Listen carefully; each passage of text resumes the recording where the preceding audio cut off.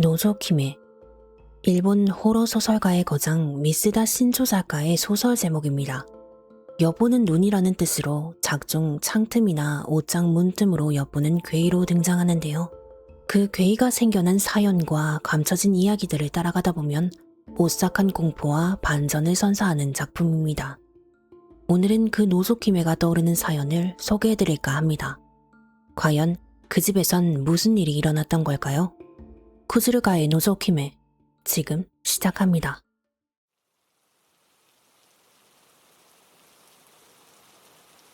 노조키메라는 소설이 영화화되었다는 이야기를 들었어. 영화를 보진 않았지만 책은 읽었는데 어떻게 보면 비슷한 일을 어렸을 적 겪은 적이 있어. 지금부터 그때 겪었던 일과 최근에 알게 된 사실을 알려줄게.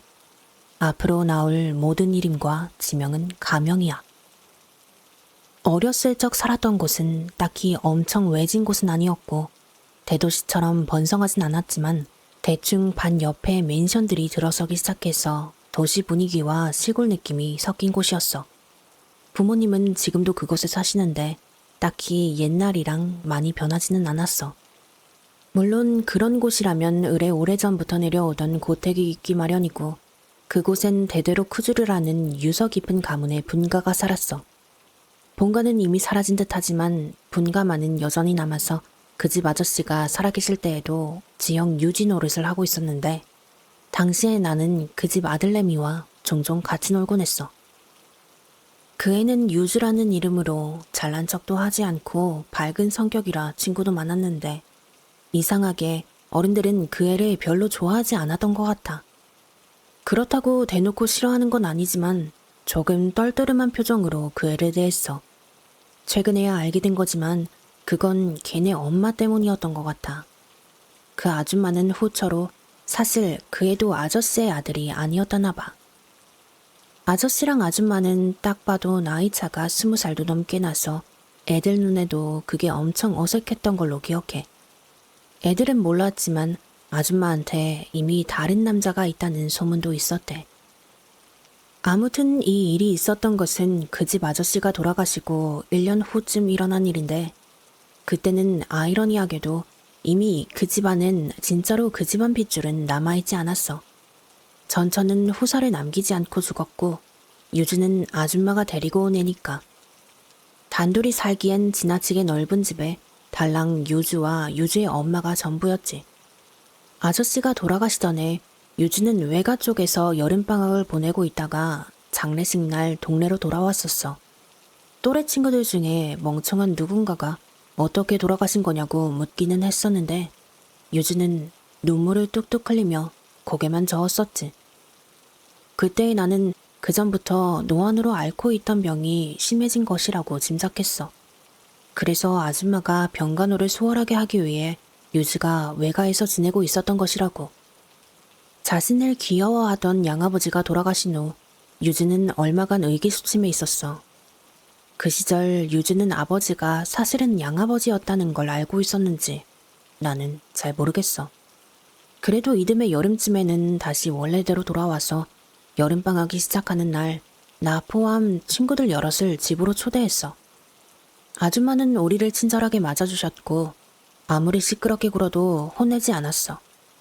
우리는 그렇게 같이 저녁도 먹고 게임도 하고 밤에는 넓은 방에 여럿이 누워 이불을 뒤집어 쓴 채 무서운 이야기도 했지. 그런데 유주가 그러는 거야. 그 집에서 몇 번이나 귀신이 나온 적이 있다고. 누군가 유주에게 물었어. 진짜로 봤어? 사실 본 건 한 번뿐이야. 유주가 봤다는 귀신 이야기는 이래. 우리가 누워있던 방은 거실로 쓰던 방이었는데 아저씨가 살아계실 때에는 유주와 거기서 자주 시간을 보냈다나 봐. 거기에 TV도 있고 게임기도 놔줘서 유주가 비디오 게임을 하고 있으면 아줌마 아저씨도 뒤에서 과일을 먹으며 오순도순 지냈다나 봐. 그런데 아저씨가 돌아가신 이후로 아줌마는 그 방에 들어오지 않게 되었고 그렇게 그 방은 유주의 독차지가 되었어. 그런데 어느 날부턴가 아줌마 몰래 그 방에서 방에 비디오 게임을 하고 있으면 등 뒤에 오시이레가 조금씩 열린다는 거야. 게임을 하다가 신경이 쓰여서 돌아보면 아주 살짝 손가락 하나 들어갈 만큼 틈이 벌어져 있어서 여러 번 닫은 적이 있대. 그 틈으로 새까만 공간이 보이는 게 소름 끼쳤다면서. 그러다가 어느 밤엔가 한동안 뒤를 돌아보는 일도 없이 게임에 정신이 팔려 있었던 적이 있었대. 그날은 잘 풀리지 않아서 여러 번 게임 오버를 당하고 계속 같은 세이브 포인트에서 다시 시작. 그러다 이미 1시가 넘었다는 것을 깨닫고 주섬주섬 게임기를 정리한 후에 방을 나가려고 뒤를 돌아봤는데 OC1회가 한 뼘이나 열려 있었던 거야. 그리고 그 안에 이쪽을 흘끔거리는 두 눈이 보였대. 놀라서 잠시 몸이 굳어있다가 우당탕 소리를 내며 아줌마 방으로 달려갔어. 아줌마는 유즈가 무서운 꿈이라도 꾼 줄 알고 유즈를 달래서 같이 잠이 들었고, 다음날 그 방을 흘끗 봤더니 열려있던 OC1에는 아줌마가 닫은 건지 꽉 닫혀있더래. 엄마한테는 이야기하지 못했어. 무서워서 한동안 이 방에 들어오지 못했는데 그래도 게임은 계속 하고 싶어서 다 같이 있으면 괜찮을까 하고. 그래서 엄마를 졸라서 너희를 초대한 거야. 우리는 겁쟁이라고 놀리면서 장난을 쳤어. 여럿이 있기도 했고 캄캄하게 불을 켜놨던 것도 아니어서 무섭지도 않았거든. 결국엔 굳은 표정으로 이야기하던 유주도 웃었고. 그런데 그날 나도 이상한 걸 봤어. 지금 생각해도 왜 그랬는지 알 수 없어. 그것이 괴이였는지 잠깐 미쳤던 건지 아직도 모르겠어. 그 밤 화장실을 가고 싶어서 혼자 잠에서 깼는데 그래도 엄청 졸린 상태라 바로 몸을 일으키지는 못하고 곁눈질로 주변을 보고 있었지. 많이 피곤했는지 아이들 코 고는 소리가 들렸고 복도 쪽에 켜둔 보조등만 어슴풀에 방안을 비치고 있었어. 그리고 그 어둠 속에서도 똑똑히 보였어. 한 뼘쯤 열린 OC1회가. 아까 들었던 이야기는 까마득하게 잊어버리고 누군가 열어뒀나 잠시 생각하던 찰나 안에서 하얀 2개의 물체가 보였다가 안 보였다가 했어. 지금 생각해보면 내가 본 건 깜빡이는 눈이었던 것 같아. 그러다 OC1회가 스르륵 하고 닫혔어. 나는 너무 무서워서 화장실을 가려던 것도 있고 속으로 양을 세기 시작했어. 그러다 배까지 세기도 전에 다시 잠이 들었나 봐. 다음날 일어났을 땐 전날 봤던 건 깜빡 잊고 말았지. 이 이야기를 최근에서야 엄마한테 했었는데 엄마가 몸서리를 치면서 말하더라고. 그 집 옆편네도 웃기는 여자야. 사람이 죽은 방에서 애들을 재우다니. 그런 줄 알았으면 어떻게 해서든 널 보내지도 않았겠지. 그날 걔네 엄마한테서 너를 그 집에서 하룻밤 재우게 해달라고 전화 왔을 때 얼마나 찜찜했는 줄 아니? 그 여자 처음부터 분위기가 이상했잖아. 그래도 어떡해. 너는 가야겠다고 조르고 딱히 거절할 말도 없고. 그 여자는 또 어찌나 사근사근 부탁하던지 전화 받은 다른 집 엄마들 심정도 똑같았을걸. 아무튼 그러고 나서 다음날 아침에 온 동네가 발칵 뒤집혔을 때는 심장이 얼마나 벌렁거렸다고. 엄마 말대로 다음날 아침에는 큰 소동이 있었어. 유즈가 없어졌거든. 처음엔 아줌마랑 애들이 동네를 쏘다니다가 결국 경찰을 불렀어. 그러니까 온 동네 사람한테 다 알려져서 335 나뉘어 애를 찾으려고 뒷산에도 올라가 보고 강가에도 가봤지. 그런데 허무하게도 유지가 발견된 곳은 그 방의 OC1회였어. 경찰이 집을 한 번 더 수색해보자고 했었는데 누군가 OC1회의 문을 열자 거기 유즈가 잠든 채로 몸을 웅크리고 있었지. 그제서야 나는 어젯밤 내가 봤던 게 유즈였구나 하고 생각했어. 사람들은 어이없어 하면서도 웃으며 안심했는데 딱 한 명. 아줌마는 사색이 된 채로 유주에게 달려들어 소리를 질렀어. 왜 하필 여기 있는 거야? 그날 이후로 어른들 사이에서는 무서운 소문이 퍼졌다고 해. 사실은 아저씨가 돌아가신 곳이 그 옷장 아니었는데 사인이 아사였다고. 아저씨는 그전부터 병원에 가는 걸 거부했었는데 병 때문에 더 이상 먹을 수 없었던 건지 아님 정말 옷장에 넣고 굶겨 죽였는지 누가 알겠냐고 말이야. 그중에는 아저씨가 병원 가는 걸 거부한 게 아니라 아줌마가 못 가게 한 거 아니냐는 말을 한 사람도 있었어. 그 뒤로 우리가 유지를 보는 일은 없었어. 어른들도 그 집엔 가지 말라고 했고 놀러 가면 아줌마가 무서운 얼굴로 쫓아냈지. 그리고는 얼마 안 가 이사를 가버렸어. 엄마 말로는 진작에 갔어야 하는데 유산 문제가 남아있어서 여태 버텨던 것이라고 했어. 거기에 더해 엄마가 지금에서야 해준 이야기가 몇 개 있어. 그 집 분가 말고 본가에서도 그런 식으로 사람이 죽은 적이 있었다고. 이건 엄마가 엄마의 할머니한테 들은 이야기로 오래전에 있었던 일이야. 쿠즈르의 분가에는 추쿠모라는 가신이 있었어. 추쿠모가에선 대대로 앵마기가 태어난다고 믿었는데 할머니가 어렸을 때도 추쿠모 집안의 아이 하나를 쿠즈르가에 양자로 바친 적이 있었다고 해. 그전엔 몇 명의 아이가 양자로 바쳐졌을지는 미지수. 아무튼 그 본가의 어느 날 아침 하녀 하나가 방을 청소하다가 오시일의 문이 살짝 열려 그 문틈으로 큼지막한 눈이 이쪽을 바라보고 있는 것을 발견했어. 그래서 하인 몇몇이 몽둥이를 들고 오시일의 문을 열었더니 그 양자가 눈을 새파랗게 뜨고 죽어있더라는 거야. 마을 사람들은 내막은 몰라도 쉽게 상상할 수 있었지. 분가가 본가에게 잘 보이려고 계속해서 액마기를 바쳤는데 그 애들이 대신 액을 맞아 다 죽어나갔다더라. 그런데 그 일이 있은 후 얼마 가지 않아 본가 가세가 기울기 시작했어. 그때부터 마을 사람들은 다른 이야기들을 쑥덕거렸다고 해. 사실은 양자로 보낸 게 아니라 빼앗긴 거라는 둥. 애가 오시일의 안에서 죽었으니 분명 학대를 받다 죽었을 것이라는 둥. 그래서 양자의 원한이 집안을 폭삭 말아먹은 것이라는 둥. 하지만 이런 이야기도 있었어. 이번에 들어간 양자는 사실 액마기가 아니라 저주였다고.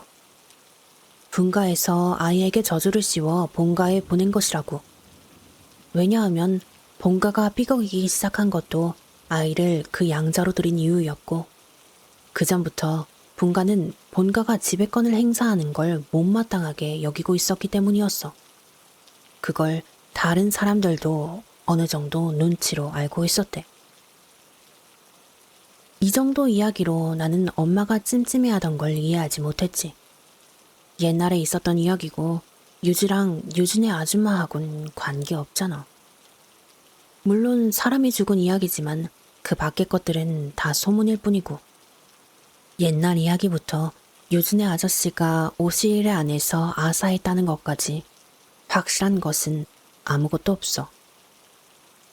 그런데 유주가 이사가고 얼마 있지 않아서 우리 동네에 살던 어느 아줌마가 이런 이야기를 했대. 남편 회사의 부하 직원 하나가 얼마 전 먼 친척의 결혼식을 다녀와서는 정말 멋진 결혼식이었다면서 사진을 보여줬다고 해. 그런데 그 사진 속 신부가 유준의 엄마였다는 거야. 여기까지 들었을 땐 재혼인데도 결혼식을 성대하게 했나 보네 하고 말았는데 그 뒤에 엄마가 이런 말을 덧붙였어. 신랑이라던 남자, 그 애랑 닮았더라.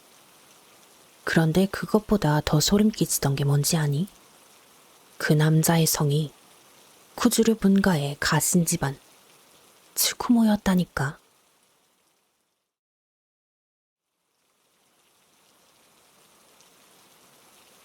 여기에 글을 쓰는 건 처음이라 서툴지도 모르지만 얼마 전 고향에서 이상한 연락을 받아서 기억을 정리할 겸 써볼게. 내 고향은 세톤의 해에 아주 작은 섬이야. 지금은 다리가 생겼지만 예전엔 배가 끊기면 완전히 고립되는 곳이었지. 우리 마을에는 외지인은 절대 모르는 12년에 한 번 돌아오는 제사가 있어. 토라의 해마다 치르는 무명제. 보통 제사는 조상을 모시는 거잖아. 근데 이건 이름 없는 것들이 마을로 들어오지 못하게 달래서 바다로 돌려보내는 일종의 축출 의식이었어. 6살 때였나? 내가 그 제사를 처음 보게 되었을 때였어. 정확히 말하자면 제사 그 다음 날의 풍경. 제사 중에 밖을 내다보지 못하도록 창문이며 문에 나무 판자를 붙여두었거든. 다음 날 그것들을 떼어내고 밖으로 나갔더니 마을 해안가 백사장에 소름 끼치는 광경이 펼쳐져 있었어. 100마리도 넘는 생선 대가리가 모래사장에 일렬로 박혀 있었지. 그대는 영문을 몰랐지만 12년 후 다음 제사 때 할아버지가 말씀하셨어. 그놈들이 마을 사람 이름을 알아내버리면 다음 제사 때는 생선 대가리가 아니라 그 사람 대가리를 올려야 한단다. 내가 그 제사에 대해 제대로 알게 된 건 고등학교 졸업반 때였지. 그 해에 무명제가 열렸어. 밤 10시까지는 평범한 여름마칠이 같았어. 노점이 늘어서고 황혼이 지나면 불꽃놀이를 해. 그런데 밤 10시가 되기 전에는 모두 집으로 돌아가야 했어. 마을의 모든 가로등을 끄고 집집마다 대문에 상중이라고 적힌 검은 천을 걸어. 그리고 절대 무슨 소리가 들려도 바다 쪽을 향한 창문은 열어서도 봐서도 안 된다는 규칙이 있었지. 그 사이 밖에서는 마을의 신사에서 제사를 주최하는데 구체적으로 어떤 형식인가에 대해서는 그때까지도 아는 바가 없었어. 그냥 앞서 언급한 것처럼 해안선을 따라 생선 대가리를 일렬로 늘어놓는 것 외에는. 내 친구 중에 섬의 유일한 신사 집안의 아들인 타케시가 있었어. 그해 여름 우리는 고등학교 졸업을 앞두고 객기 어린 호기심에 빠졌지. 타케시는 신주인 자기 아버지가 술에 취했을 때 훔쳐봤다며 고문서 이야기를 해줬어. 신이치 그거 알아? 왜 생선머리를 백사장에 박아두는지. 보통은 바다의 신을 달래려고 바다를 향해 재물을 두잖아. 그런데 타케시가 말하길 그건 바다의 신에게 바치는 게 아니라 바다에서 올라온 것들을 속여서 다시 바다로 돌아가게 하기 위한 이정표라는 거야. 그놈들은 이름이 없어서 남의 이름을 뺏으려고 마을로 기어 올라오는데 백사장에 늘어선 생선 대가리들이 마을 사람들의 대형 노릇을 한다는 거지. 거기까지는 예상했던 전개이긴 했어. 제사의 내용 자체도 별로 이상할 것은 없었어. 신주인 다케시의 아버지가 바다를 향해 준비된 기도문을 읽어내려가기 시작해. 그러면 신사의 사람들이 백사장에 생선 대가리들을 하나하나 늘어놓는다는 거야. 그런데 한 마리를 내려놓을 때마다 마을 사람들의 변형된 이름을 불러. 그러니까 이런 식인 거지. 나카지마 스니치를 나카야마 유이치라고 읽는다거나. 그렇게 대역에게 가짜 이름을 붙여주는 거야. 그런데 그 해의 제삿날 밤 사건이 터졌어. 우리는 사실 하지 말라는 짓은 더 하고 싶은 고등학생이었잖아. 타케시랑 나는 어른들에게 들키지 않으려고 허술한 계획을 짰어. 10시가 넘어 방에 불을 끄고 잠든 척을 하고는 집을 빠져나왔지. 그리곤 마을 외곽 언덕 위에서 망원경으로 백사장을 몰래 훔쳐보고 있었어.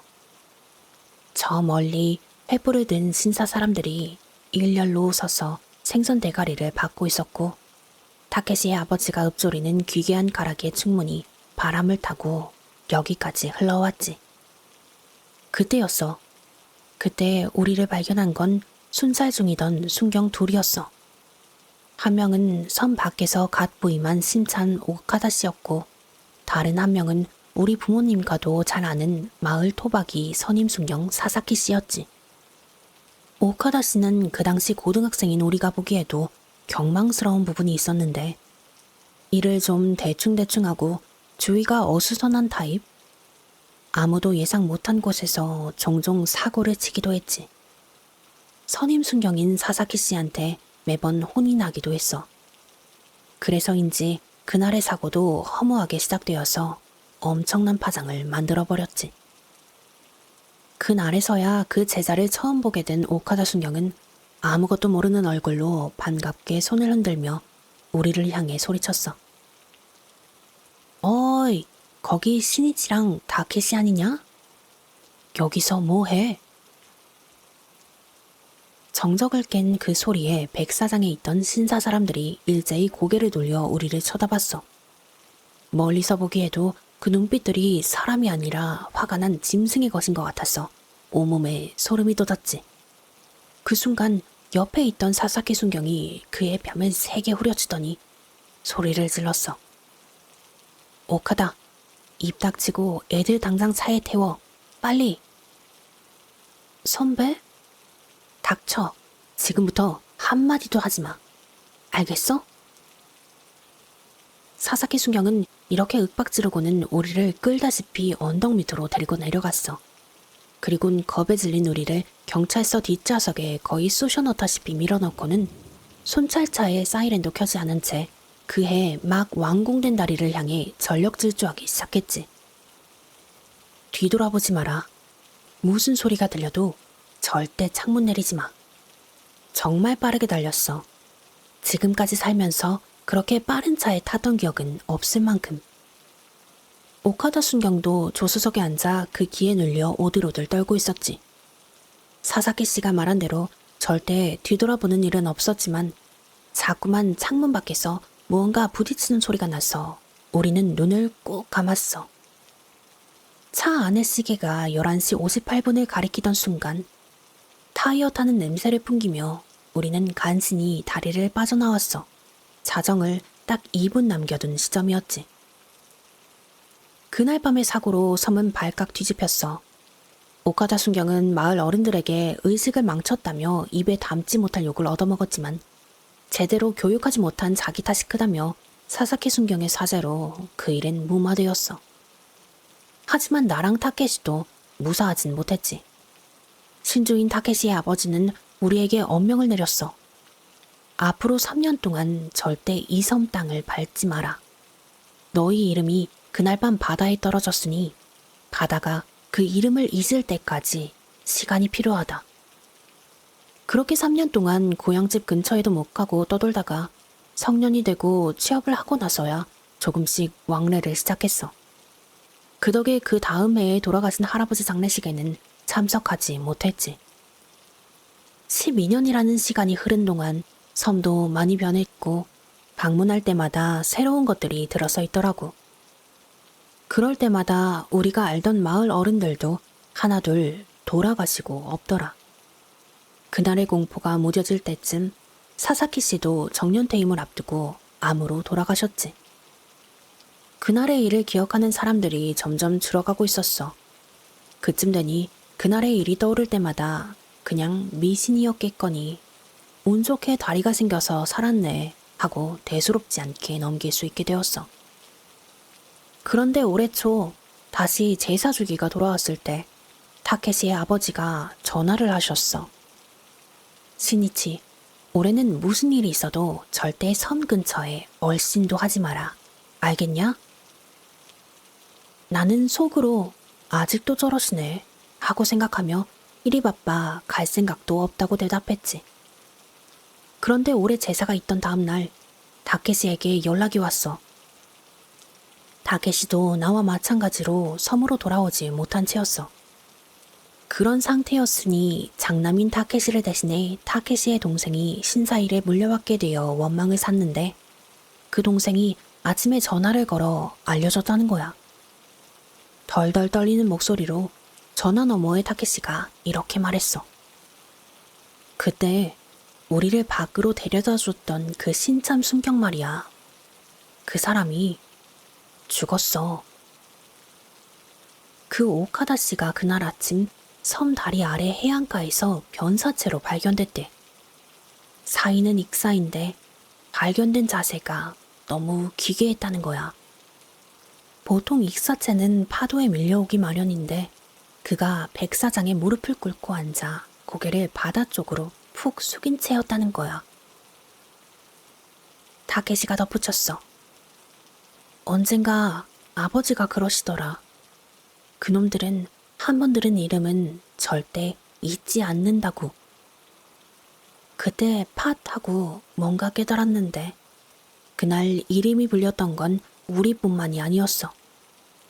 그의 이름을 부른 것이 사사키 씨의 실수였는지 혹은 우리를 지키려고 오카다 씨를 끌어들인 건지 이제 와서는 알 수 없지만 오카다 씨의 죽음으로 앞으로도 나는 토라의 해에는 절대로 고향으로 돌아갈 수 없다는 걸 절실히 깨달아 버렸어.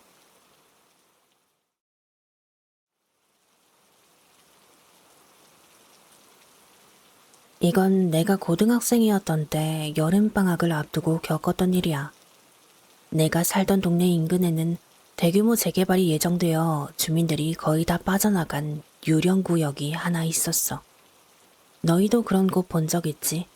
한때는 누군가의 안식처였을 맨션과 주택들이 처참하게 부서져 있고 아직 헐리지 않은 집들 대문에는 빨간 레커로 커다랗게 공가라고 쓰여 있는 곳. 밤에 가면 가로등은 태반이 깨져 있고 잡초가 사람 허리만큼 자라나 있어서 공기 자체가 습하고 무겁게 가라앉아 있는 특유의 기괴한 분위기 말이야. 그 당시 그 구역 끝자락 막다른 골목의 가장 깊숙한 곳에는 동네 아이들조차 근처에 가길 꺼리는 폐가가 하나 있었어. 작은 단층 목조주택이었는데 주변 집들은 전부 철거를 위해 가림막이 쳐져 있었지만 유독 그 집만은 마치 시간이 멈춘 것처럼 방치되어 있었지. 동네 노인들은 그 집을 손님 가두는 집이라고 불렀어. 보통 손님이라고 하면 반가운 존재를 말하잖아. 하지만 여기서 말하는 손님은 좀 다른 의미였다고 해. 역병이나 재앙 혹은 마을에 들어와서는 안 될 불길한 무언가를 손님이라고 칭하며 그것을 집안으로 유인해 영원히 나오지 못하게 가둔다는 주술적인 의미가 담겨 있었다는 거야. 그 집엔 떠도는 소문들이 많았지만 당시에 우리에게 그런 건 그저 흥미로운 괴담일 뿐이었지. 밤마다 안에서 어린애 우는 소리가 들린다더라. 창문에 빨간 옷을 입은 여자가 거꾸로 매달려 있었다더라. 이런 흔해 빠진 괴담의 배경으로 쓰기에 딱 좋은 장소였거든. 미리 말해두자면 나는 지금도 귀신이나 사후세계 같은 건 전혀 믿지 않는 현실주의자야. 하지만 그날 밤 그 집에서 겪었던 일만큼은 내 인생 최대의 미스터리로 남아있어. 그건 영적인 현상이라기보다 인간의 상식으로는 도저히 성립될 수 없는 기하학적인 공포에 가까웠거든. 나는 아직까지도 그날 우리가 통과했던 복도의 트릭을 논리적으로 설명할 수가 없어. 당시에 나는 그저 혈기왕성한 고등학생이었고 그 손님 가두는 집의 정체가 사실은 아주 정교하게 설계된 거대한 함정이라는 사실을 꿈에도 모른 채 친구들과 그 집의 문을 열고 말았지. 심약한 A와 공수도 특기자 B, 그리고 나. 이렇게 셋이서 손전등 하나 들고 밤에 그 집에 갔어. 이상한 건 창문들이 전부 안쪽에서 나무 판자로 덧대어져 못질이 되어 있었다는 거야. 마치 안에서 밖을 내다보지 못하게 하려는 게 아니라 밖에서 안을 절대 들여다보지 못하게 하려는 것처럼 촘촘하게 막혀 있었지. 그거 말고 외관은 그냥 평범한 집이었어. 사각형의 외벽. 현관문도 그냥 좀 낡아 보이는 철제문이었고 열쇠도 채워져 있지 않았어. 문은 정면에서 볼 때 오른쪽 구석에 위치해 있었지. 그런데 집에 들어가는 순간 말로 표현하기 힘든 이상한 이질감이 들었어. 현관문을 열고 안으로 한 발짝 내딛었을 때 가장 먼저 우리를 맞이한 건 지독한 냄새와 기분 나쁠 정도로 서늘한 공기였어. 밖은 분명 습기 가득한 여름밤이었는데 그 집안은 마치 거대한 냉장고 속에 들어온 것처럼 건조하고 차가웠지. 손전등 불빛에 비추자마자 우리 셋은 동시에 멈춰섰어. 제일 먼저 눈에 들어온 건 벽면이었어. 일반적인 벽지나 시멘트가 아니라 손가락 굵기 정도의 얇은 대나무 대들이 촘촘하게 빈틈없이 벽 전체를 감싸고 있었지. 바닥부터 천장까지 마치 거대한 대나무 바구니 속에 들어온 것 같은 기분이었어. 뭐야, 구조가 왜 이래? 비가 투덜거리며 앞장섰어. 현관을 지나자마자 왼쪽으로 꺾이는 긴 복도가 나타났어. 너비는 딱 성인 한 명이 지나갈 정도였지. 우리는 일렬로 줄을 서서 그 복도를 따라 쭉 들어갔어. 그런데 이상한 건 분명 밖에서 봤을 때는 작은 단층 집이었는데 복도가 생각보다 너무 길게 느껴지는 거야. 복도 끝에 다다르자 다시 왼쪽으로 꺾이는 모퉁이가 나왔어. 그리고 또다시 끝도 없이 이어진 대나무 복도. 우리는 말없이 그 길을 걸었어. 발을 내디딜 때마다 낡은 마룻바닥이 끼익끼익 하고 비명을 질렀는데 그 소리가 마치 우리 뒤를 누가 따라오는 것 같아서 자꾸 뒤를 돌아보게 되더라고. 두 번째 모퉁이를 지나자 문이 하나 나왔어. 평범한 목재 방문이었지. 우리는 조심스럽게 그 문을 열었어. 방이 나올 줄 알았는데 아니었어. 문 너머에는 또 왼쪽으로 꺾이는 복도가 펼쳐져 있었어. 야, 이거 뭔가 이상하지 않아? A의 목소리가 떨리기 시작했어. 나도 내심 당황하고 있었지. 우리는 분명 이 집의 외벽을 따라 한 바퀴를 돌았어야 해. 사각형 구조라면 벌써 처음에 들어왔던 현관 근처로 돌아왔어야 정상이지. 그런데 복도는 마치 자가 증식을 하는 것처럼 계속해서 안으로 이어지고 있었어. 세 번째 문을 열었을 때 나는 깨달았어. 복도의 길이가 점점 짧아지고 있다는 걸. 처음 복도가 10m였다면 그 다음은 7m, 그 다음은 5m. 이런 식으로 말이야. 이거 소용돌이야. 내가 나지막이 뱉었어. 이 집 겉은 사각형인데 안은 소용돌이 모양으로 벽을 세워둔 거야. 우리는 지금 이 집의 중심부로 들어가고 있는 거라고. 손전등 불빛 하나에 의존해 그 대나무 복도를 걷다 보니 이제는 길이 감각도 우리가 몇 바퀴를 돌았는지도 알 수 없게 되었어. 좌우를 둘러봐도 보이는 건 오직 창문 하나 없는 대나무 벽뿐. 폐쇄공포증이 밀려올 때쯤 마지막 모퉁이를 돌았어. 이제 복도의 길이는 사람 한 걸음만큼밖에 안 될 정도로 짧아져 있었어. 바로 코앞에 마지막 문이 있었지. 이 문을 열면 더 이상 갈 곳이 없는 이 소용돌이의 진짜 핵심이 나올 차례였어. 우리는 약속이라도 한 듯 숨을 죽였어. 비는 공수도 특기자답게 주먹을 꽉 쥔 채 가늘게 떨고 있었고 비는 아예 내 옷자락을 붙잡고 눈을 감아버렸어. 그럼 연다?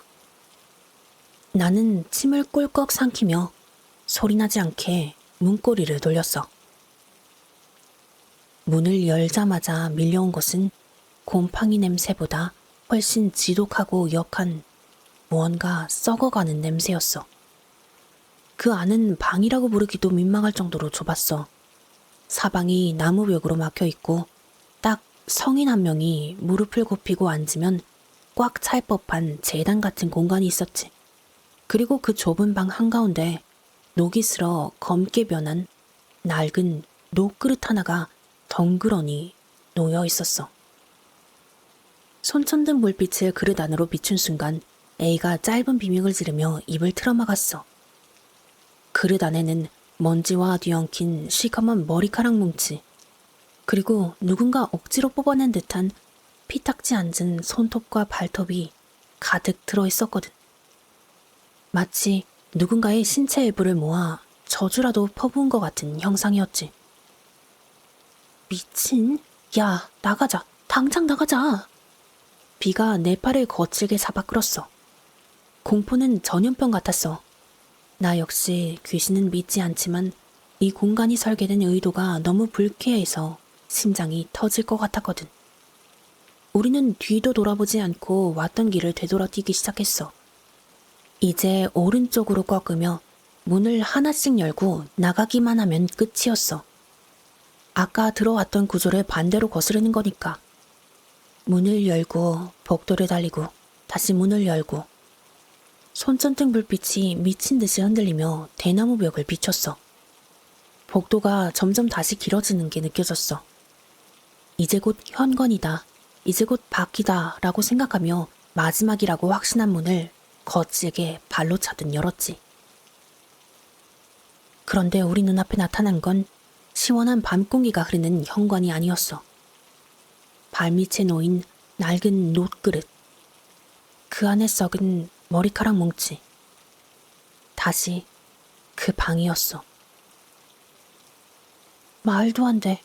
우리 분명히 반대로 돌아 나왔잖아. A는 이미 바닥에 주저앉아 울기 시작했고 B는 믿을 수 없다는 듯 문 뒤를 살피며 욕설을 내뱉었어. 구조상 불가능했거든. 우리는 분명히 밖을 향해 전진했는데 결과는 다시 중심으로 돌아온 거야. 우리는 미친 사람처럼 다시 뒤를 돌아 뛰었어. 이번엔 아까보다 더 빨리 숨이 턱 끝까지 차오를 정도로 달렸어. 문을 지나고 또 문을 지나고 대나무 벽을 손으로 쓸어 필사적으로 달렸지. 그리고 마지막이라고 생각한 문을 열었을 때 우리를 맞이한 건 다시 그 검은 놋그릇이었어. 마치 집 자체가 거대한 소화기관이 되어 우리를 절대로 뱉어내지 않겠다는 의지가 느껴졌어. 세 번째, 네 번째 반복될 쯤엔 이미 이성이 마비됐지. 복도는 점점 짧아졌다가 다시 길어지기를 반복하며 우리의 거리 감각을 완전히 짓밟아버렸어. 그때였어. 벽에 머리를 박으며 괴로워하던 비가 갑자기 눈을 부릅뜨더니 주먹을 꽉 쥐었어. 이 씨발, 다 부숴버릴 거야. 비가 전력을 다해 옆면의 대나무 벽에 주먹을 내질렀어. 와직 하고 대나무가 쪼개지는 날카로운 소리가 정막을 깨뜨렸지. 촘촘하게 엮여있던 대나무대들이 부서져 내리자 그 틈 사이로 낯익은 질감이 보였어. 나무 판자였어. 밖에서 봤던 창문을 봉쇄하고 있던 바로 그 낡은 판자. 여기가 밖이랑 연결된 벽이야. 복도를 따라 걸을 필요 없어. 벽을 뚫으면 돼. 우리는 짐승처럼 대나무를 뜯어내기 시작했어. 손끝이 대나무 가시에 찔려 피가 나는데도 통증조차 느껴지지 않았지.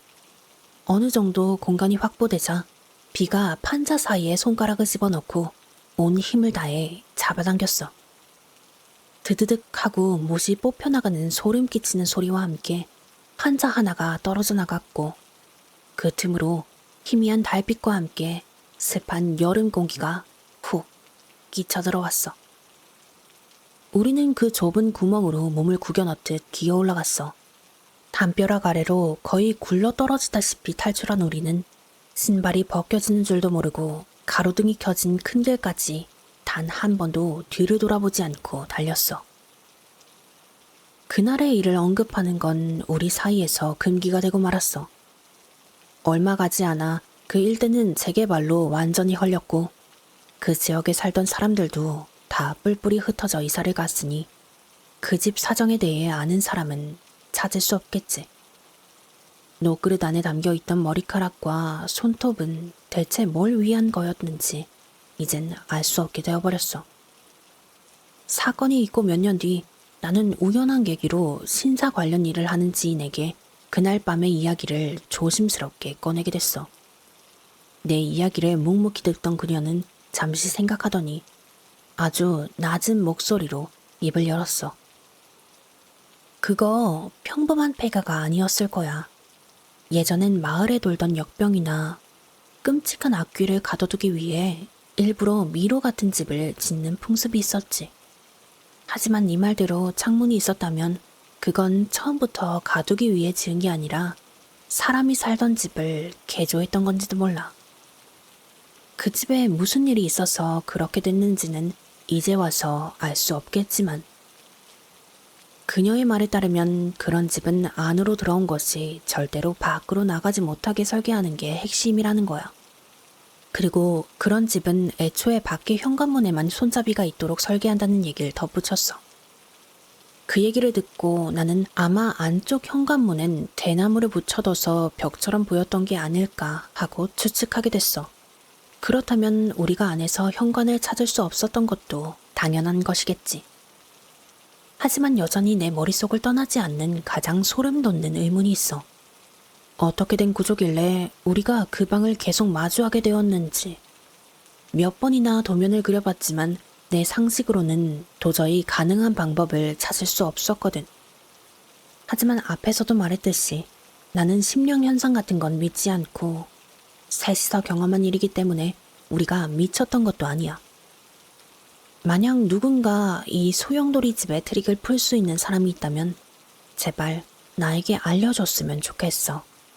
나는 아직도 그 집에서 빠져나오지 못한 기분이거든.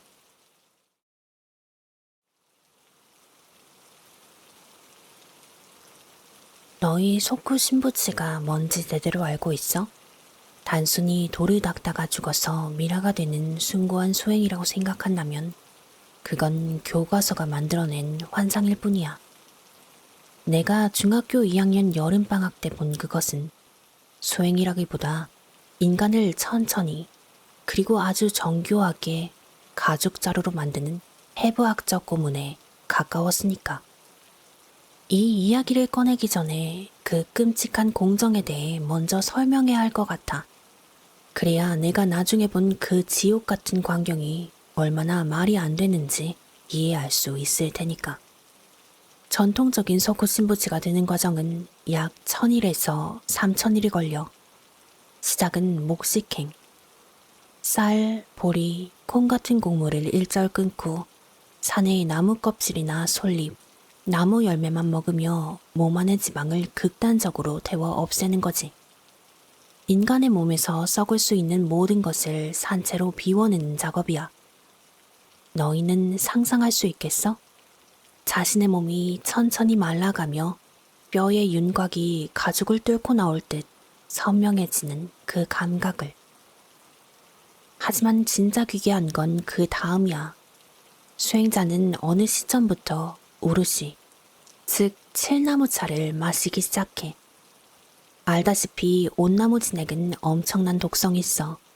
그걸 차로 마시면 내장이 타들어가는 고통과 함께 끊임없는 구토와 설사가 이어져 몸 안의 수분을 강제로 전부 배출하는 거야. 이 부분이 아주 중요해. 이 독소가 살아있는 인간의 혈관을 타고 온몸으로 퍼져 근육과 장기에 스며든다는 사실 말이야. 죽고 나서 벌레가 꼬이지 않도록 살아있을 때부터 자신의 몸을 방충 처리된 가구처럼 만드는 거지. 피부는 점점 오똑해져러 거무죽죽하고 딱딱한 가죽처럼 변해가고 눈동자는 수분이 빠져 유리구슬처럼 탁해져. 마지막 단계는 그야말로 생지옥이야. 스스로를 땅속 3미터 깊이의 작은 돌방에 가도 앉아있는 것조차 힘든 좁은 공간에서 오로지 숨을 쉬기 위한 대나무관 하나만 지상으로 연결한 채 가부좌를 들고 앉지. 수행자는 어둠 속에서 끊임없이 요령방울을 흔들며 불경을 외워. 딸랑 딸랑. 지상에 있는 제자들은 그 방울 소리를 들으며 스승이 아직 썩지 않은 고기 덩어리로 변해가는 과정에 있는지 확인해. 그리고 어느 날 소리가 멈추면 대나무관을 뽑고 그 구멍을 완전히 봉인해버려. 3년 뒤에 그곳을 다시 열었을 때 썩지 않고 미라가 된 몸을 꺼내 사당에 모시는 거지. 이게 바로 소쿠 신부치야. 인간의 의지로 신의 영역에 닿으려는 광기 어린 집념. 그런데 말이야, 내가 그때 그 시설에서 본 건 이런 전통적인 방식과는 근본부터가 다른 무언가였어. 그건 누군가의 자발적인 소행이 아니었어. 누군가를 강제로 부처로 박제하는 공장이었지. 당시 지역 신문에는 사이비 종교 단체 강제 수사라는 짧은 제목으로만 보도됐지만 그 기사 뒤편에 숨겨진 그 축축하고 단냄새 진동하던 지하실의 디테일은 아무도 몰라. 이제부터 내가 겪은 그 여름의 이야기를 시작할게. 그해 여름은 이상할 정도로 습하고 더웠어. 가만히 서 있기만 해도 숨이 턱턱 막히고 매미 소리가 고막을 찢어버릴 듯이 울려대던 그런 날이었지. 당신에게는 A라는 친구가 하나 있었어. 좀 유별난 녀석이었지. 녀석은 최첨단과 심령이라는 도저히 섞일 것 같지 않은 두 세계의 양발을 걸치고 살았거든. 손에는 늘 100m 방수가 된다느니 지구가 망해도 멈추지 않는다느니 하는 투박한 다이버 워치를 보물처럼 차고 다녔어. 그러면서도 입만 열면 근처 흉가나 금기된 주술 같은 오컬트 이야기를 늘어놓으며 눈을 번뜩이곤 했지. 그날 녀석이 그 절대 안 멈춘다는 시계에 초점을 맞추며 내게 그 저택의 이야기를 꺼냈을 때 나는 그냥 평소처럼 헛소리나 좀 하려는 줄로만 알았어. 그게 우리 인생을 통째로 갈아버릴 지옥의 시작일 줄은 꿈에도 모른 채 말이야. 그날 나와 A는 마을 외곽 울창한 대나무 숲으로 둘러싸인 감로의 집이라는 저택 앞에 서 있었어. 그곳은 마을 사람들에게 일종의 성역이자 금기였어. 높은 담벼락 위에는 방범용으로 일부러 유리병을 깨서 세워놓았고 대나무에는 낡았지만 위압적인 문양의 부적이 덕지덕지 붙어 있었지.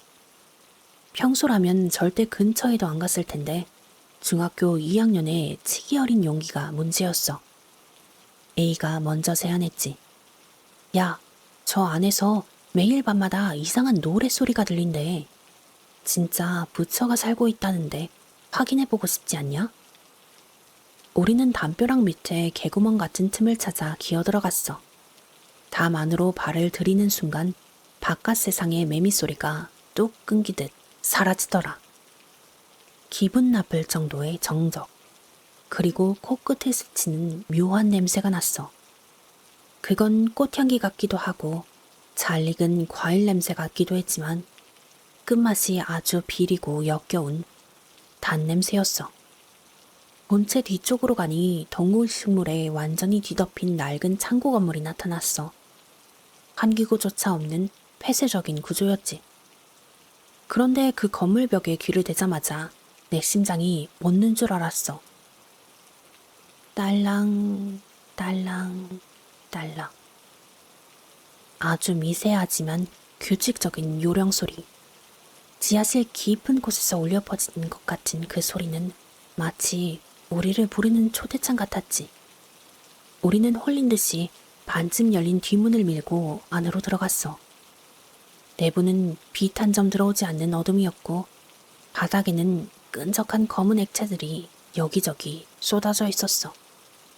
그건 칠나무 진액, 즉 생칠이었지. 창고 한가운데에는 지하로 내려가는 가파른 돌계단이 입을 벌리고 있었어.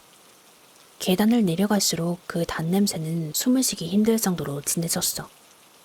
폐부가 끈적끈적한 설탕물로 가득 차는 기분이었지. 마침내 도달한 지하 복도 양옆에는 작은 방들이 늘어서 있었는데 방마다 두꺼운 강화 유리가 끼워져 있었어. 마치 박물관의 전시실처럼 말이야. 그리고 우리는 그 복도 끝 가장 화려하게 장식된 방 앞에서 멈춰섰어. 그 유리창 너머에는 한 노인이 가부좌를 틀고 앉아 있었어. 아니, 그건 더 이상 사람이 아니었어.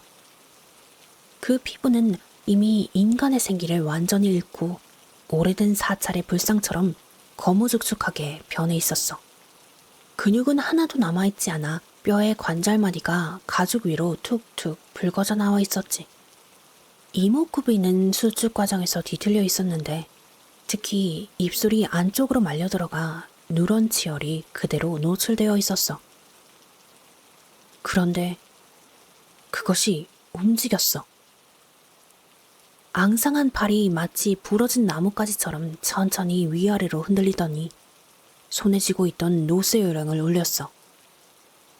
딸랑. 그 소리와 동시에 감겨있던 그의 눈꺼풀이 파르르 떨리더니 천천히 떠졌어.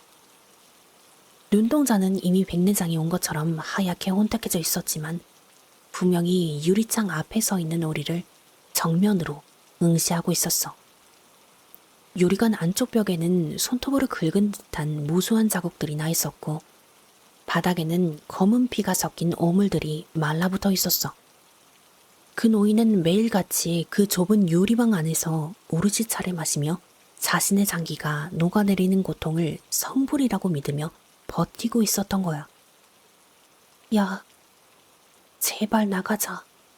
나가자. 내가 겁에 질려 A의 발을 잡았을 때였어. A는 대답이 없었어. 녀석은 넋이 나간 표정으로 유리병 안의 노인을 바라보며 중얼거렸어. 와, 진짜다. 진짜 살아있는 부처야. 냄새가 너무 좋아. A의 눈은 이미 우리가 넘어서는 안 될 선을 넘었음을 말해주고 있었어. 그리고 바로 그 순간 우리 뒤에 어두운 복도에서 수십 개의 횃불이 켜졌어. 하얀 도복을 입은 신도들이 소리도 없이 우리를 에워싸고 있었지. 그들의 얼굴은 하나같이 기괴한 미소를 짓고 있었어. 마치 우리가 길을 잃은 어린 양이 아니라 새로운 부처를 만들기 위한 신선한 재료라도 되는 것처럼 말이야. 흰 옷을 입은 신도들이 우리를 에워쌌을 때 그들의 눈은 이미 인간의 것이 아니었어. 우리는 비명조차 지르지 못하고 슬슬 끌려갔어. 도착한 곳은 지하 복도에서도 가장 깊숙한 곳. 환기구 하나 없는 가로 세로 2미터 남짓한 콘크리트 방이었어. 그 방에 들어서자마자 소름 끼치는 광경이 펼쳐졌어. 사방 벽면에 수십 개의 스피커가 촘촘하게 박혀 있었거든. 자, 이제 너희의 속세 찌꺼기를 씻어낼 시간이다. 신도들은 우리의 옷을 전부 벗기고 강제로 가부좌를 세게 했어. 그러고는 등 뒤로 손과 발을 밧줄로 꽁꽁 묶어 자세를 고정했지. 조금이라도 움직이면 척추가 끊어질 것 같은 고통이 밀려왔어. 그리고 문이 닫히자마자 그 지옥 같은 소리가 시작됐어. 이건 우리가 아는 평범한 불경이 아니었어. 수십 명의 노인이 고통 속에 신음하며 뱉어내는 듯한 저음과 칠판을 손톱으로 긁는 것 같은 고주파의 비명이 기묘하게 합성된 불협화음이었지. 60헤르츠 미만의 낮은 진동이 내 내장을 사정없이 흔들었어. 귀를 막으려고 해도 손이 묶여 있었고 눈을 감아도 소리는 뼈를 타고 뇌 중심부까지 파고들었어. 그 소리는 24시간 내내 멈추지 않았어. 잠이 들려고 하면 스피커에서 고막을 찢는 듯한 굉음이 터져나왔고 신도들이 들어와 우리 얼굴에 차가운 물을 끼얹었어. 그 물에서는 지독한 온나무 냄새와 비릿한 피냄새가 났지. 먹어라. 이것이 감로다. 그들은 억지로 입을 벌려 검고 끈적한 액체를 부어넣었어. 목구멍이 터들어가는 것 같았고 위장이 뒤집히며 구토가 올라왔지만 그들은 내 입을 틀어막아 강제로 삼키게 했어. 더 미치겠는 건 옆방에서 들려오는 A의 소리였어. 처음에는 살려달라고 울부짖던 A가 어느 순간부터는 그 기괴한 불경 소리에 맞춰 박자를 맞추기 시작하더라고. 들려. 이제 들려. 부처님의 목소리가. 녀석은 미쳐가고 있었어. 아니, 그 불협화음 속에서 무언가 질서를 찾아내기 시작한 거야. 나는 필사적으로 정신을 차리려 애썼어. 내 이름, 우리 집 주소, 엄마 얼굴. 하지만 시간이 흐를수록 그 기억들은 물 위에 잉크를 떨어뜨린 것처럼 흐릿하게 번져갔어. 내 뇌가 고통을 이기지 못하고 스스로 기억의 회로를 끊어버리기 시작한 거지. 그리고 어느 순간 정신을 차렸을 때에는 새하얀 천장이 올려다 보이는 병실의 침대 위였어. 나중에 들은 바로는 경찰이 그 지하실에서 발견한 건 우리뿐만이 아니었대. 벽면의 스피커 뒤편 콘크리트 벽 속에는 이미 속구 신부치가 되어버린 시신 수십 구가 박혀 있었다고 하더라고. 그 스피커에서 나오던 소리는 녹음된 게 아니라 벽 속에 갇힌 채 서서히 죽어가던 사람들이 뱉어낸 마지막 단명의 신음이었던 거야. 나는 그날 이후의 기억이 거의 없어. 병원에서 깨어났을 땐 이미 한 달이 지나 있었고 내 머릿속은 마치 누군가 지우개로 빡빡 문지른 것처럼 하얗게 비어 있었지. 나는 그렇게 억지로 평범한 일상으로 돌아왔어. 사건 이후 나는 죽을 힘을 다해 평범한 삶을 연기했어. 억지로 공부하고 취직하고 연애하며 그 지하방의 소리와 냄새를 뇌 깊숙한 곳에 쑤셔박아뒀지. 성인이 된 후 나는 의학 서적을 뒤지다가 우리가 느꼈던 그 단냄새의 정체를 찾아냈어. 의학적으로는 케톤체의 냄새라고 하더라고. 인간이 극한으로 굶어 기아 상태에 빠지면 체지방을 분해하며 아세톤 같은 시큼하고 역한 화학적인 냄새를 내뿜게 돼. 그건 결코 향기로운 냄새가 아니야. 썩어가는 단백질의 비린내와 섞인 생물학적 종말의 악취지. 그런데 말이야. 이상하게도 내 기억 속의 그 냄새는 여전히 지독할 정도로 달콤해. 그건 뇌가 망가져서 생긴 착각일까? 아니면 그들이 피웠던 환각 성분이 든 향 때문일까? 가끔 밤이 잠이 안 들 때면 코끝에 그 끈적한 설탕물 같은 단내가 스쳐 지나가. 그럴 때마다 소름이 돋아. 내 뇌의 어딘가는 아직도 그 지하방의 공기를 기억하고 있다는 뜻이니까. 하지만 A는 결국 그 기억에서 한 발자국도 나오지 못했어. 그 녀석은 구조된 후에도 입안이 너무 써. 그 단물을 줘. 그 소리를 들려줘. 라며 헛소리를 하다가 정신병동을 전전했지. 그러다 어느 날 흔적도 없이 사라졌어. 그로부터 10년 뒤였을까? 인터넷의 한 미스터리 게시판에서 기이한 글을 봤어. 도호구 지방의 깊은 산골, 버려진 폐광 인근에 아주 작은 사당이 하나 있는데 그곳엔 살아있는 미라가 안치되어 있다는 거야. 그 글에 따르면 그 사당 근처에만 가도 코가 마비될 정도로 강렬한 인위적인 단내가 진동한다고 하더라고. 그 사당 안쪽으로 들어서니 정말로 소코 신부치가 가부좌를 들고 앉아 있었는데 그 미라의 가느다란 손목에는 낡은 금속 시계 하나가 채워져 있더래. 그리고 그 시계 바늘이 째깍 째깍 하며 요령방울 대신 정적을 깨고 있었다고 해. 그 순간 떠올랐어. 중학교 시절 A가 이건 100m 방수라서 절대 안 멈춰 라며 자랑했던 그 시계. 마치 녀석의 심장 소리처럼 째깍 째깍 영원히 돌아갈 것 같았던 그 소리가 귓가에 맴도는 것 같아.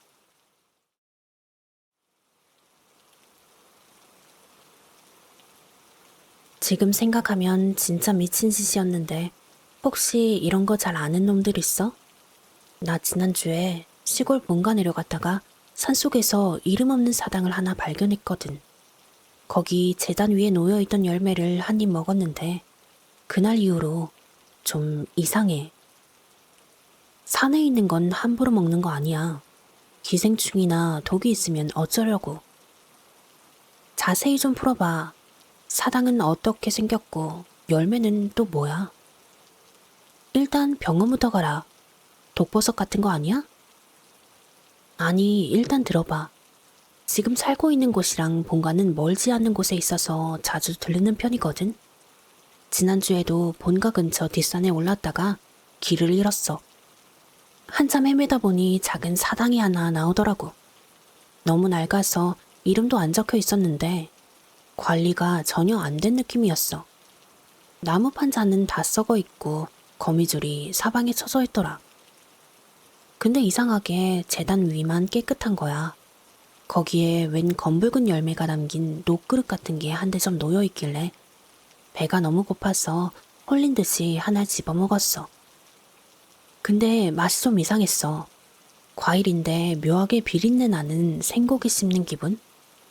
씹을 때 쩍 하고 터지면서 안에서 걸쭉한 게 흘러나오는데 그게 꼭 굳기 시작한 피떡 같기도 하고 그 뒤로 몸에 이상은 없는데 자꾸 그 비릿한 맛이 입안에 남아서 찝찝하네. 이거 뭔지 아는 사람 있어? 으아, 생고기 맛이라니 상한 거 아니야? 사당에 바친 거면 누군가 일부러 놔둔 걸 텐데 그걸 왜 먹냐? 사진은 없어? 요즘 세상에 이름 없는 사당이라니 좀 으스스하네. 그냥 썩은 산딸기 먹은 거 아님? 배 안 아프면 다행이네. 근데 그 산 어디야? 유행하는 바이러스 같은 거면 너 격리당한다? 사진 찍을 생각도 못했어. 그때는 너무 배고프고 지쳐서 제정신이 아니었던 것 같아. 열매는 탁구공보다 조금 작은데 색깔이 진짜 진한 검붉은 색이었어. 표면은 좀 쭈글쭈글했고 입에 넣으니까 체온 때문인지 갑자기 확 물러지면서 그 비린즙이 터져 나오더라. 삼키고 나서 한동안 헛구역질했는데 이상하게 그 뒤로 기운이 펄펄 나는 거야. 그래서 겨우 산에서 내려오긴 했는데 야, 그거 곡물 아니냐? 주인 없는 사당에 놓인 곡물 건드리면 부정 탄다는 소리 못 들었어? 비린내가 났다는 게 제일 걸리네. 과일에서 고기 맛이 난다니. 기운이 펄펄 난다고? 레드불이라도 절여놨던 거야 뭐야? 그거 완전 도핑 아니냐? 근데 애초에 너 그 으스스한 산엔 왜 들어간 거야? 조난당할 정도면 꽤 깊은 산 아니야? 아니, 사실 나 요즘 살이 너무 쪄서 다이어트 좀 하려고 등산을 하기로 마음먹었어. 본가 뒷산이 평소엔 그냥 야트막해 보여서 가볍게 생각하고 올랐지. 곰이 나온다는 말도 없었고 등산을 하는 사람은 없어도 그 밑에 산책로에는 사람이 늘상 다니는 곳이라 별일 있겠나 싶었어. 근데 가다 보니까 점점 인적이 끊기더니 길인 듯 아닌 듯한 풀숲만 계속 나오더라고. 거기서부터 홀린 것처럼 헤매다가 그 사당을 마주친 거야. 너무 허기져서 눈이 뒤집혔던 것 같아. 지금 생각하면 참 나도 내가 한심하다. 다이어트 하러 가서 이름 모를 곡물을 처먹다니 너 진짜 대단하다. 그래서 그 산이 대체 어디 있는 건데 얼마나 시골이길래 그런 사당이 있어? 그게 이상한 부분이야. 우리 동네 그렇게 오지도 아니거든? 차로 15분이면 대형마트도 있고 시골이긴 해도 나름 번화하고 평범한 동네야. 근데 산에서 내려와서 부모님께 산속에 낡은 사당이 있던데 거기 뭐 모시는 곳이에요? 하고 물어보니까 두 분 다 표정이 묘해지면서 이 동네 산에 사당 같은 건 없다고 하시더라고. 동네 오래 사신 분들도 그런 곳은 들어본 적이 없대. 난 분명히 그 썩은 나무 냄새랑 비린 열매 맛을 기억하는데 나 말고는 아무도 그 장소를 몰라. 분명히 그 길을 따라 간신히 내려갔는데 말이야. 잠깐, 너 아까 그 산 위치가 모현 쪽이라고 했지? 거기 사당 지붕 말이야. 혹시 기와가 아니라 썩은 볏짚이랑 짐승 가죽 같은 게 겹겹이 덮여있지 않았어? 그리고 입구 쪽에 말라 비틀어진 새끼줄이 땅바닥까지 길게 늘어져 있진 않았고? 뭐야 너? 그 장소 알아? 성지순례 각인가? 근데 짐승 가죽으로 지붕을 덮는 사당이 있어? 일본에 그런 풍습이 있었나? 듣기만 해도 냄새 날 것 같아. 1. 빨리 등판해봐. 15가 말한 거 맞아? 맞아. 모현 인근이야. 지붕은 너무 낡아서 먼지인 줄 알았는데 지금 생각하니까 털뭉치 같은 게 삐져나와 있었던 것 같기도 해. 사당 입구에 새끼줄은 진짜 지저분하게 꼬여 있었어. 검게 변색돼서 뱀이 엉겨붙은 줄 알고 움찔했거든. 근데 그걸 네가 어떻게 알아? 너 이 동네 사람이야? 아니, 난 그 근처 살지도 않아. 근데 너 진짜 큰일 저질렀을지도 모르겠다. 나 예전에 대학에서 향토사학자 교수님 어시스트 하면서 비공개 문헌 정리한 적 있었거든? 거기서 본 기록 중에 육과라는 게 있어. 한자로 고기 육, 열매 과. 흥미롭게 읽었던 부분인데 그걸 여기서 보게 될 줄은 몰랐네. 육과? 고기 열매? 이름부터 기분 나빠. 설마 아까 일이 말한 그 비린내 나는 열매가 진짜 고기였다는 거야? 식물인데 고기 맛이 나는 게 아니라? 정확히는 고기로 만든 열매지. 그 현 인근 폐쇄적인 마을들에서 전해지던 비술 같은 건데 옛날부터 마을에 역병이 돌거나 흉작이 들면 부정을 한 곳에 몰아넣는 의식을 했대. 살아있는 짐승의 신장을 도려내서 특정 약재랑 섞은 뒤에 그걸 짓이겨서 작은 과일 모양으로 빚는 거야. 그리고 그걸 사당에 바쳐서 마을의 모든 애군, 죄, 병마를 그 고기 열매 속에 가둬두는 거지. 와, 씨, 소름 돋았어. 그럼 이리 먹은 게 그 짐승 심장이랑 병마가 섞인 덩어리라는 거야? 근데 상식적으로 수십 수백 년 전 기록일 텐데 일이 먹었을 때까지 안 썩고 남아있었다고? 말이 안 되잖아. 일은 지난주에 먹었다며. 그래서 일이 그랬잖아. 쭈글쭈글하고 수분이 빠져나간 느낌이었다고. 오히려 그게 비술로 보존된 거 아닐까? 그렇게 얘기하니까 진짜 판타지 같네. 아무튼 계속해서 얘기해보면 그 열매는 그릇 같은 거야. 마을 사람들이 지은 죄나 죽을 병을 그 열매에 옮겨 담고 누군가 외부인이 와서 그걸 먹어주길 기다리는 거지. 기록에 따르면 그걸 먹는 순간 사당에 묶여있던 마을의 수십 년치 애군이 먹은 사람의 혈관으로 한꺼번에 옮겨간다고 되어 있어. 소위 말하는 액바지가 되는 거야. 야, 일, 너 살아있냐? 빨리 가서 입이라도 헹궈. 아니, 이미 일주일 지났지 참. 일 반응 없는 거 보니까 진짜 겁먹은 듯? 근데 15, 만약 그걸 먹으면 어떻게 되는데? 바로 죽어? 아니, 내가 본 문헌에는 숙주라는 표현이 있었어. 애군이 몸속에 완전히 뿌리를 내리고 자리를 잡으려면 숙주가 건강해야 한대. 그래서 육과를 먹은 사람은 한동안 평소보다 훨씬 활력이 넘치고 건강해진다고 써 있었어. 숙주라니 진짜 기분 나빠. 그럼 일은 지금 시한폭탄 같은 걸 품고 있다는 거네? 나 지금 손이 떨려서 타자가 잘 안 쳐져. 아까부터 시보가 말하는 거 보는데 내가 느낀 증상이랑 너무 똑같아서 소름 돋아. 나 진짜 그날 이후로 잠도 안 오고 몸이 너무 가벼워서 다이어트 효과인 줄 알았다고. 부모님한테 다시 여쭤봐. 그 산 이름이 정말 없는지 아니면 불러서는 안 되는 이름이라 모른 척 하시는 건지. 그 마을 사람들 지금쯤 너라는 그릇이 나타난 걸 알고 축제라도 벌이고 있는 거 아니야?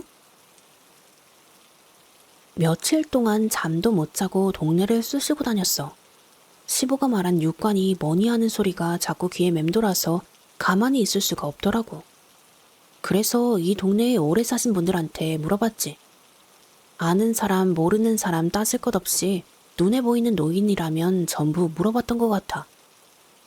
어르신 혹시 저기 뒷산 너머에 가죽 덮인 낡은 사당 같은 거 본 적 없으세요? 거기 이상한 열배 같은 게 있던데. 근데 다들 반응이 너무 미지근해. 콧방귀를 끼면서 이놈아, 내가 이 동네에 60년을 살았는데 그런 흉물스러운 게 어딨냐? 요즘 다이어트 한다고 헛것 본 거 아니요? 이러면서 오히려 나를 이상한 놈 취급하더라. 짐승 가죽 지붕이라니 그딴 게 어딨냐고 화를 내는 노인도 있었어. 진짜 구전조차 안 된 건지 아니면 다들 입을 맞춘 건지 소름 끼칠 정도로 아무 수확이 없었어. 이쯤 되니까 내가 꿈을 꾼 게 아닌가 싶어. 그거 전형적인 마을 전체가 함구하는 패턴 아니냐? 일 너 빼고 다 하는 거 아니야? 근데 1이 말한 사당 묘사가 너무 구체적이라 헛것이라기엔 좀 무서운데? 그 짐승 가죽 지붕이라는 게 사실은 수십 년간 썩어서 늘어붙은 건 아닐까? 나도 내가 미친 줄 알았는데 딱 한 집이 계속 걸려. 마을 입구 쪽에 1, 2년 전쯤 이사 온 젊은 부부가 살거든? 동네가 워낙 노인들 뿐이라 나랑 나이대도 비슷해서 본가에 내려올 때마다 가끔 인사하고 지냈어. 특히 아내 쪽이 유독 창백하고 병약해서 동네 사람들도 저 세댁 저러다 쓰러지겠다며 걱정할 정도였지. 애가 안 생겨서 용안병원 찾아다닌다는 소문도 있었고. 근데 어제 길에서 그 아내랑 마주쳤는데 평소랑 너무 다른 거야. 보통은 어머 내려오셨어요 하고 먼저 살갑게 인사하던 사람이었거든. 근데 나를 멀리서 보더니 갑자기 전기에 감전된 것처럼 움찔하더라고.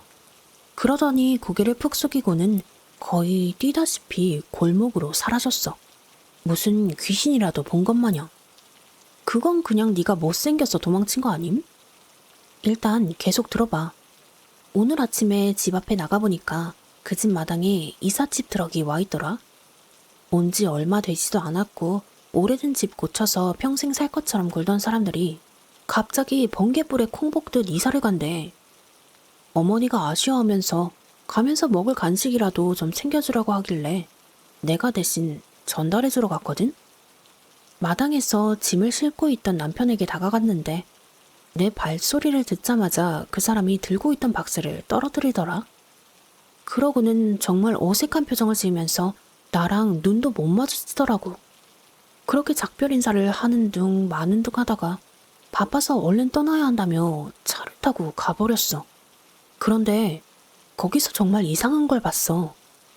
그 차 뒷좌석 유리창에 그 사당 입구에서 봤던 것 같은 지저분한 새끼줄이 감겨 있었어. 이 사람들은 대체 뭘 알고 있었던 걸까? 왜 나를 보고 그렇게 겁에 질린 거지?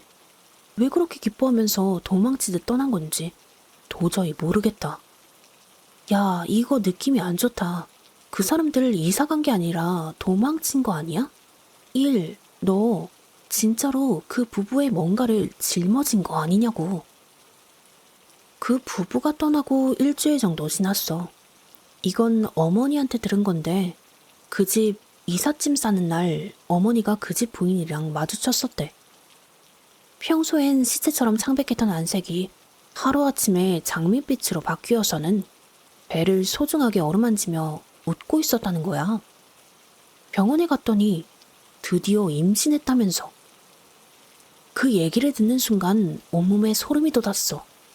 내가 그 비린 열매를 먹고 기운이 펄펄 나기 시작한 딱 그 시점부터 그 여자가 건강해지고 아이까지 가졌다는 게 단순한 우연일까? 설마 진짜로 네가 그 집의 군을 다 처먹어준 거냐? 다이어트 하러 갔다가 남의 집 저주를 다이어트 해준 꼴이네. 근데 솔직히 말해봐. 그 부부가 너 피한 거, 너 다이어트 실패해서 땀냄새 풀풀 풍기며 쫓아다니니까 무서워서 도망간 거 아님? 동네에 웬 아저씨가 눈 뒤집혀서 사당 얘기하고 다니면 나라도 이사감. 비웃어도 상관없는데 내가 알아낸 게 더 있어. 기분이 너무 찝찝해서 도서관에 가서 이 지역 향토사 기록을 싹 다 뒤졌거든. 열매나 사당에 대해서 뭐가 좀 쓰여 있을까 해서. 그런데 뜻밖의 것을 알게 되었어. 그 부부가 쓰던 성씨가 이 고을에서 아주 옛날에 쫓겨난 유지 가문의 성씨랑 똑같더라고.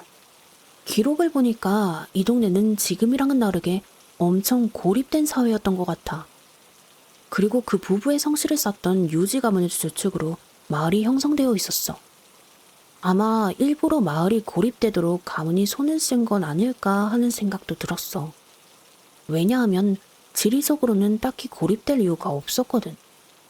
위심쩍어 하던 와중 역시나 그럴 수밖에 없었던 다른 엄청난 정보가 나왔어.